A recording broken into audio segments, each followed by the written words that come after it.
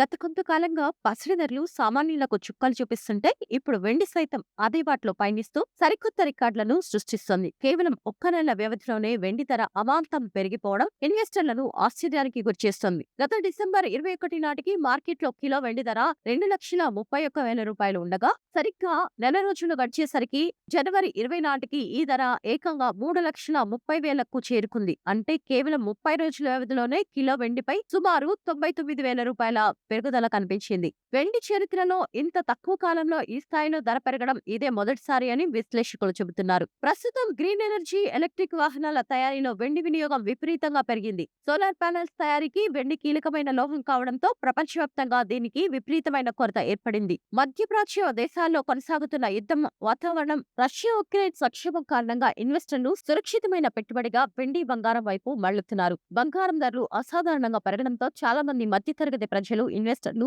వెండిని ప్రత్యామ్నాయ పెట్టుబడిగా ఎంచుకుంటున్నారు. ఫలితంగా డిమాండ్ పెరిగి ధరలు ఆకాశాన్ని తాకుతున్నాయి. అంతర్జాతీయ మార్కెట్లో డాలర్తో పోలిస్తే రూపాయి విలువ తగ్గడం వల్ల దిగుమతి చేసుకునే వెండి ధరలు దేశీయంగా భారమవుతున్నాయి.